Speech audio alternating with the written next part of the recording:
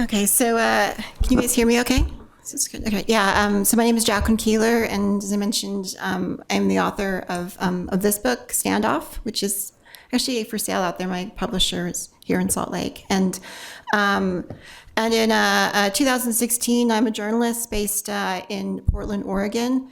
I guess I know there are some Dene folks here. So Shi'e, Jacqueline Keeler, Kia Ani Nishle.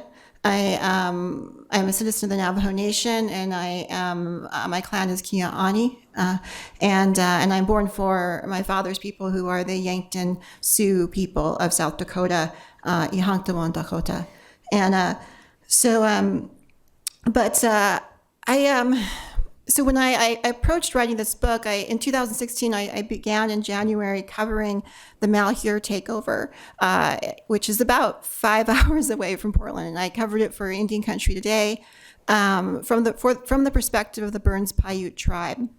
And of course, maybe some of you had seen the press conference they gave, saying where Charlotte Roderick, who was the chairwoman at the time, she said, like, if they had invaded, the Malheur Wildlife Refuge was actually their reservation. There was the Malheur Indian Reservation, which had pre-existed the wildlife reserve, and was about 1.8 million acres. The reserve Malheur is about 180,000 acres, so it's just 10% of their original reservation, and of course, they're named the Burns Paiute after the poet Robert Burns. The city of Burns is named in his honor in Oregon. It's sort of, I kind of go into a deep dive into Burns's poetry in my book. But anyway, because a lot of it is, I do trace in the book a lot of the history of the United States and land taking to the landlessness of Europeans in Europe, and particularly looking at, because of a lot of the language that Clive and Bundy uses, actually, a lot of reporters in Oregon looked at the whole Mormon connection with the whole Deseret sort of thing, because, both of those Paiute communities, the ones in Bunkerville and in Burns, Oregon, Bunkerville, Nevada, that's all part of the Paiute lands, their traditional lands. And but I heard in his language a lot of what came out of sort of the taking of the Commons lands in England, and the and the Enclosure Acts that happened, because and so I really take a deep dive into that in the book, and also the English Civil War, which a lot of the language we use was utilized in the American Revolution, came out of the English Civil War. And of course, a lot of people are familiar with Locke's influence, John Locke. And but I think in this one, I wanted to take a look at the Revolutionary War and the document and the origin stories of the United States. I think that this. So, like I mentioned earlier, I have a radio show, a weekly radio show in Portland called American Standoff, where I look at the political divide in this country. I started the show a year after the Capitol insurrection on January 6, 2021, and to kind of see where we are now in this country and how this standoff, how it plays out in American politics today, and why we can't have the changes that most Americans support, right? Why systemically are we structured in such a way that makes achieving these goals much more difficult than you would think? And I do trace this back to land acquisition after the Revolutionary War, which I make an argument for in the book, and also I will today, was fought largely to gain access to Indian land. I know a lot of times people talk about a lot of the language that comes out of the Revolutionary War, which was utilized by the Bundys and their followers, is actually tied to the sort of King George's role in restraining the English colonists from entering Indian land, right? And so let me go ahead to the next one here. And you see some of this. This is a photo at Malheur, and you see some of the signs there: tyranny is cruel, BLM. So this is It's the down arrow, I think. Am I holding it the wrong way? There we go. All right. So this is actually some of the slides from this are from a previous presentation I'd given while I was writing the book. And I actually gave this in Montana, and at Montana State there, and a comparison of the Bundy standoffs versus the Standing Rock resistance. And So some of these slides, so you see the kind of the contrast in the level of violence used against the nonviolent protests, standing on actual solid international law under treaty that you saw at Standing Rock versus a sort of, the way in which they were allowed to occupy, Ammon Bundy and his followers were allowed to occupy the Malheur Wildlife Refuge. And I said this earlier, is that I believe that what we saw at Standing Rock was we saw the military occupation of native lands made visible. Right, both Morton County and the other counties adjacent to it, all west of the Missouri River and south of the Heart River in North Dakota, are all actually supposed to be part of what was the Great Sioux Nation, right? And my dad's, the Yanktoans were part of this. In fact, the Yankton Sioux tribe was part of the lawsuits around the pipeline, the Dakota Access Pipeline. And my dad's cousin was a leader in that. And but yeah, so that's sort of where I started taking a look at why do cowboys and Indians even today have such different outcomes, and what is the origin of this, right? And so just to look really briefly. These are some of the quotes from Ammon Bundy. We are exercising our constitutional rights. We won't leave until these lands have been turned over to their rightful owners. More than 100 ranchers and farmers used to work this land, which was taken illegally by the federal government. And then he also said, this refuge, it has been destructive to the people of the county and to the people of the area. And then this is from his father. I don't recognize the United States government as even existing, right? And so, so one of the basis of my sort of analysis is looking at.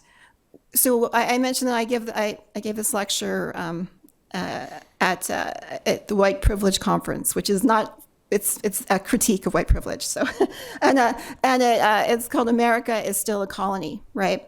And so I really look at the colonial origin stories of folks like the Bundys, and I believe that they are invoking their rights as colonists, right? And this is really important to understand that this is part of the colonial spoils of taking, and this is how they are acting. And they believe that the government should be a colonial government that supports those colonial rights. And so often we are caught up in the language of the Revolutionary War, which is frankly propaganda. And it's very difficult for us as Americans who want to create change to be trapped by this kind of language, right? And so, my first thing is that the American colonial occupation begins with a corporate origin story. We're often told that it's a religious freedom issue, but in fact, it's a corporate issue. The crown, the English crown, could not afford to fund colonialism and exploration, and so opened it up to their subjects, and allowed them to create some of the earliest corporations, these joint stock companies like the Virginia Company of London Adventurers, right, or the Massachusetts Bay Company, or the Hudson Bay Company, or if you're looking at other colonial endeavors, the East India Company, where they eventually took over the whole subcontinent of Asia, right? So the way in which corporate beginnings become governmental and once a colonial occupation is ongoing. And I first sort of came to this idea when I was covering the Keystone XL pipeline issue, and I was talking to white ranchers and farmers in South Dakota and Nebraska, and one of them he's a Republican, and he was just really shocked that the U.S. government had given governmental powers of eminent domain to a Canadian company, TransCanada, at the time it was TransCanada, and that if they fought it, they would still lose in court, right? And they were just completely baffled. And I was looking at him going, don't you know the origin stories of this country? That was like the first thing that came to my mind, was like, of course, it's all about corporations. It's always been about corporations, right? And And then the issue of the Declaration of Independence, is really about land speculation. And I would say that because the major, and I'm going to show you a quote from there that you've probably seen before, because a lot of Native people have been wearing a T-shirt that says "Merciless Indian Savage" on it, right? And as a quote from the Declaration of Independence. So I'll go into that more. And then then I contrast a colonial origin story, right? Which is a corporate endeavor, right? A people, and I got the definition of a people from my grandmother's cousin is Vine Deloria Jr. was Vine Deloria. He was a Lakota scholar and historian, and he wrote many books, including Custer Died for Your Sins and God is Red. And in one of his books, he was talking about sort of what he gave it really, which I found a very useful definition for Native people, right? He says a people with a capital P, right? Because often we call ourselves the people in our own language, like Dene means the people, right? Dakota and Lakota mean allies, but it has the same sort of notion. And then he says a people with a capital P have an origin story that is defined by a transformative experience with a sacred being who was a manifestation of the land itself, right? And that in this meeting, agreements are made, and by making these agreements, we become a people, right? So I think it's really important to note the real difference. The agreement is not with a corporate entity that wants to profit and dominate, right? That's where a colonial origin story gets its initial sort of definition. And I call these algorithms, maybe because I'm married to a software engineer, but also because I see them as sort of, functions that basically then dictate outcomes, right? So in each of the sort of defining aspects of a colonist, there are assumptions and then there are outcomes, right? And, profitability being one of them. If your relationship to land is jobs, when I go into these rural communities and I interview folks, there's like jobs, and we got to have jobs. And it's funny because, what was the name of that famous Chicago labor union journalist? I can't remember his name right now, but he was talking about how jobs in Old England actually used to mean a criminal endeavor that you were involved in. And now it's become like the defining aspect of what supports them, right? And but when you are with the definition of a people that I give, and an example would be, with my father's people, would be the white buffalo cap woman, right? Before we met her, we were farmers, maize, growing corn, and then we came to the plains. And when we met her, she came to us as a sacred being, a manifestation of the Great Plains itself. She brought us the pipe, the changupa. The original pipe was made with the front leg bone of a buffalo, So when we smoked that pipe, we made that agreement, not only with her, with the land, but with the other peoples on the land, including the Tatanka Oyatewa, the Buffalo Nation, right? And so in that way, our relationship is so different than a colonial construct and has different assumptions and different outcomes, right? And is therefore a different algorithm, right? And then you can see the outcomes of these two very different sorts of set ways of being patterned as a people, right? And so this is sort of the picture. I'm so sorry, I had to do it there too. Okay. So this is the picture that I think sort of defines this particular presentation. And this is taken at Malheur, right? This guy in a, kind of a Revolutionary War, sort of outfit. And so why the Revolutionary War is a problematic origin story, right? And so this is actually a quote from the Declaration of Independence. It says, "He has excited domestic insurrections amongst us and has endeavored to bring on the inhabitants of our frontiers the merciless Indian savages, whose known rule of warfare is an undistinguished destruction of all ages, sexes, and conditions," right? It's interesting because, of course, George Washington was known as the town killer, so was his grandfather, and went through, killing entire towns of Indian people. My husband is Iroquois, Mohawk, and Seneca from Six Nations, and his ancestor, Chief Joseph Brant, was directly involved with the resistance against the Americans in the Revolutionary War. And for that, his people are now in Ontario because they lost their lands in New York, their homelands.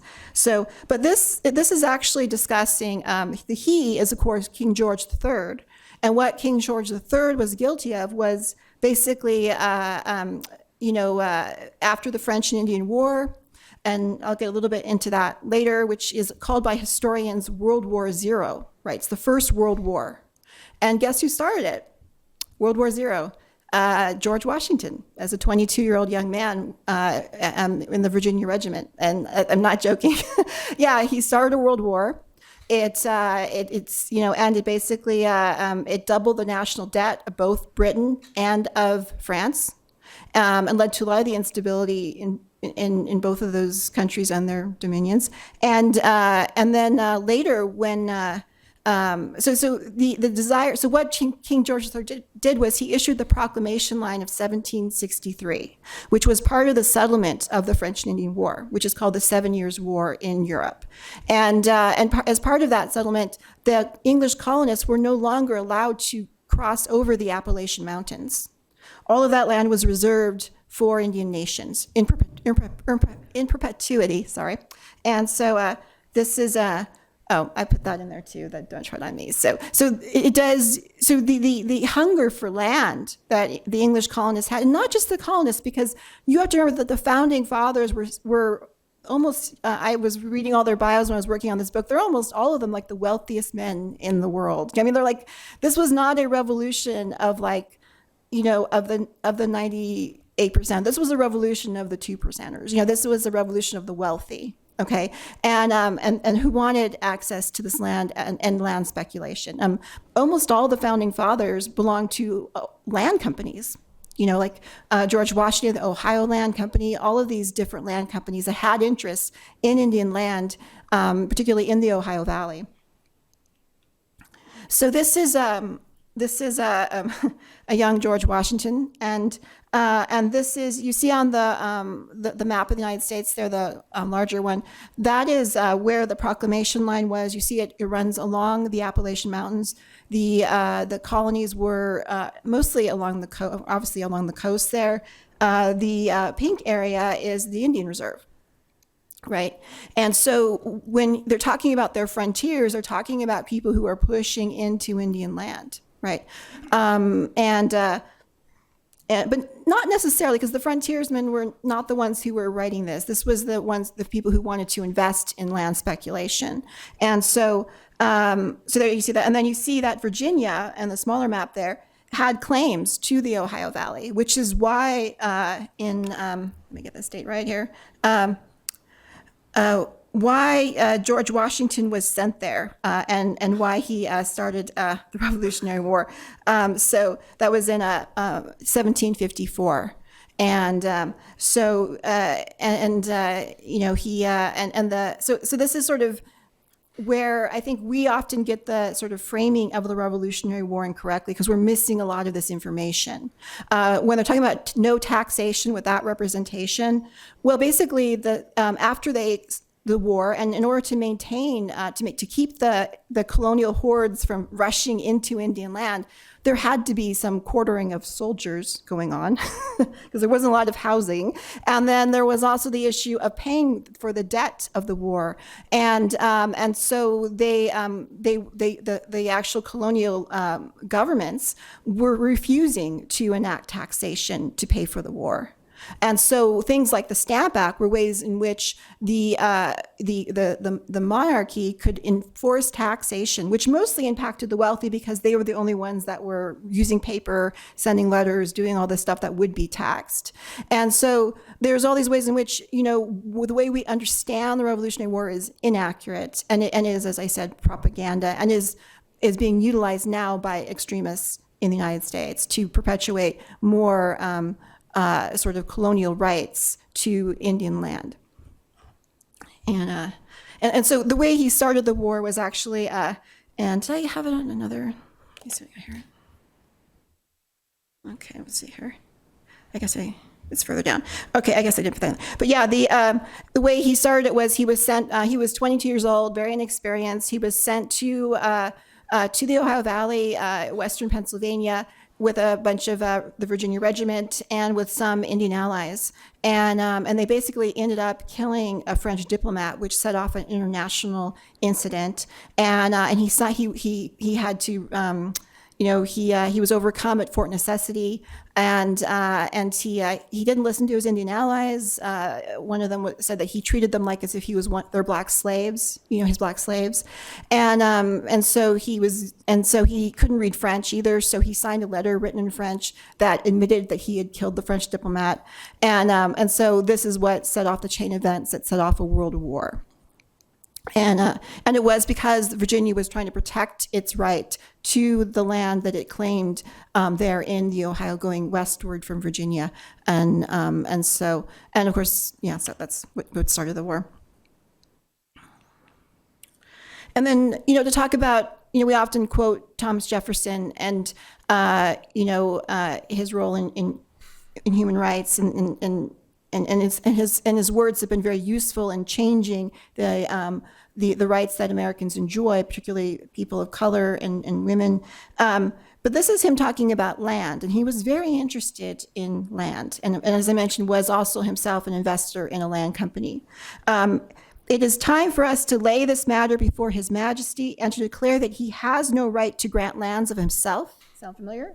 It's very much what Cliven Bundy is saying about the federal government, from the nature and purpose of civil institutions, all the lands within the limits which any particular society has circumscribed around itself are assumed by that society and subject to their allotment only. This is exactly the language that we're seeing with the extremists in the West. This may be done by themselves, assembled collectively, or by their legislature, once again, moving the field to where they can control it, like state legislatures, to whom they have delegated sovereign authority. And then you see this language, in the whole sovereign citizen thing, and also the Karen Bud Fallon, the attorney for the Bundys, and she was actually appointed under Trump as the deputy solicitor of the BLM, an agency she spuriously sued for decades under racketeering laws for enforcing regulations. But she has a whole, the whole, what is that called? Where the sheriff is the most powerful person, the county supremacy, Constitutional sheriffs. Constitutional sheriffs, yes. And I'll be getting to that later. But so this is very similar. And so that's, I'll go to the next one here. Oops. Actually, there's the thing of, him there. There's the Smithsonian in 2019 did a whole thing about how young George Washington started the war, the French and Indian War. They found more first-person written testimony from Native leaders about what happened. And there you see more of the division. That is the two-row wampum, which my husband is, his grandfather was a condoled chief of the Mohawk Bear Clan in Six Nations, and they hold that wampum because it's an agreement of two canoes side by side, but not crossing each other. And this is an alternate vision of sort of how we could relate to each other, not as colonists and indigenous people, but as two people side by side, right? And then that is the division of the Iroquois Confederacy, what is now New York State, and how their land was divvied up by land companies following the Revolutionary War. So, let me get the next one here.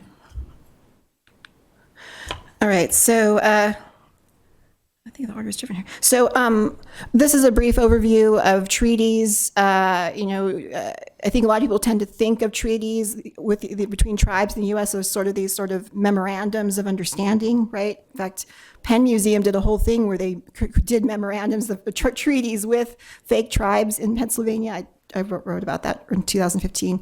But treaties are only entered into between sovereign nations. The U.S. Senate only ratifies treaties with other sovereign nations, thus recognizing nationhood of our nations. Although our nations pre-exist the United States, these treaties. Signing a treaty is an act of sovereignty, and under international law, you cannot treaty away your existence. Anything not specifically mentioned in the treaty are retained rights and remain with the tribe. So anything that we did not specifically, some tribes, like the state of Nevada, there's like no treaties giving up land. It's all just Oregon Trail passage and things like that. So, but yeah. This is my sort of chart with sovereign citizen versus sovereign nation. The sovereign citizen aspect, which is sheriff county is the ultimate authority. Once again, they try to pull it down to a level which they can ultimately control. I go into a lot of the detail about this with old Anglo-Saxon law that they're trying to quote and how this isn't true. You can read more about that. Use of the Constitution to support federal claims of overreach. Versus a native nation, which has treaties as a basis of dealing with the U.S. and but the sovereignty pre-exists U.S. federal government. This is one of the first kind of articles I wrote about this subject in 2014 for The Nation. It's on Cliven Bundy's ancestral rights. I was originally writing about the Keystone XL pipeline, the Cowboy and Indians Coalition, which had did a protest march in Washington, D.C. That year. But the Cliven Bundy thing happened at the same time, the Bunkerville and standoff. So I really addressed his claims to ancestral rights, and that was the first time I wrote about it. Here's a quote from Cliven. Disarm the federal bureaucrats, Bundy said in an interview with Fox News' Sean Hannity. He had been asked to respond to Senate Majority Leader Harry Reid's assertion that the Bundy Ranch standoff, as it is now officially known on Wikipedia, was not over. Bundy had already asked his local sheriff to arrest the BLM officials who were rounding up his cattle, but he directed his new message to every county sheriff in the United States, right? And a lot of county sheriffs belong to this constitutional sheriff thing. And I think over 1,000, or yeah, I think it's quite a bit. There was a leak that gave more numbers and names. And then, so this is about the constitutional originalist concepts. The sheriff being the, let's see this one here.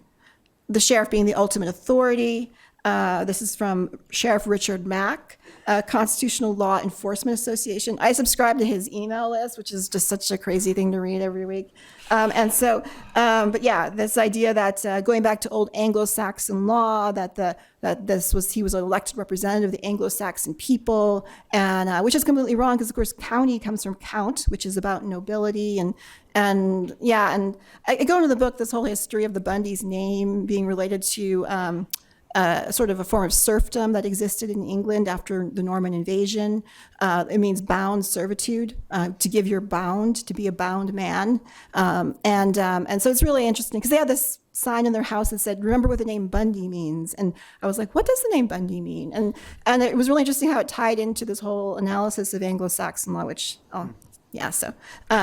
this is when I first started writing about the Malheur takeover and looking at that. You have here the privatization of public lands versus sacred lands. These are differing relationships to the land. A pro-privatization stance can be traced to the individual's nature of the promise of the American dream. And it's really interesting to note that for most English people don't own land, and they haven't for over 1,000 years, right? There's a 2019, The Guardian reviewed a book that came out and was looking at, they've only actually sort of done a sort of an accounting of who owns all the land in England twice in the history of England. One, of course, was when William the Conqueror took over in 1066 with the Doomsday Book. And the second time was in the 1870s, I think, during the rule of Queen Victoria. And they still don't know who owns all the land. They don't know. And because it's these ancient documents and stuff. But what they did find out doing reviewing it is that they think that as much as 70% of the land is still owned by the descendants of William the Conqueror and his friends. Yeah, 1,000 years later, they still own most of England. It shows you how having the land was such, it gives you power, it can be passed down generation. And this is why why they want the land, right? The title. And so most English people were landless, when the Bundys, I do a whole thing on a big dive into that, the whole landlessness issue. And so the promise of being given land title is quite extraordinary when you think about it in the context of European history and mentally what it meant to people who came here. So I'm going through this pretty fast. But the next one here is, let me see here. Oops. I guess I don't have that here. But the history, really briefly, when you look at the land issues in Malheur at Harney County, Harney County is the size of New Jersey, right? It's a huge county, but has a population of about 7,000 people. They say there are more cattle there than people, right? And it should be interesting. One of the major employers is the tribe now. After they got back, they were. I wrote about this early on, but when I was covering this issue, which was that they were expelled after the Bannock Wars, right? They weren't really taking part in the Bannock Wars, but they got sort of expelled with the other tribes, and they were removed in shackles. Some of them chained by their legs together, and they were forced marched in January in the middle of winter with 1.5 feet of snow all the way up to what is now the Yakima Reservation in Washington State. I told you it's a 5-hour drive from Portland to that area. And so just think walking that and then walking on to Washington State. And only like a couple hundred survived. They were then, some of them returned afterwards. They have stories about them holding like a horse's tail to get across the Columbia River and stuff. They returned. They were landless. They had to live at the town dump of Burns. Right, they were, and so what happened there, the taking was quite brutal, but they managed to reestablish themselves in the 20th century, and now they're one of the top 3 employers in the county, and but with the issue of the history that Ammon Bundy told about Harney County, like he's like, I'm gonna get the miners back to mining, the loggers back to logging, I guess, and the ranchers back to ranching, and but the actual history is really different. When the Malheur Wildlife Refuge was private land, it was owned by a major, huge California cattle baron, right? And all those families that live there now, they were squatters on his land. Yes, and so they rebelled. There's this town called French Glen, which is named after his former the manager of his ranch is there, named John French, I think, and they murdered him. Yeah, the squatting ranchers murdered him, and then they did a kangaroo court thing and they absolved themselves of his murder. Yeah, and so they have a history with that entire area being privatized, and it's not a history that was favorable to them. Yeah, it wasn't great for them, and so his presentation of history and solutions is completely inaccurate.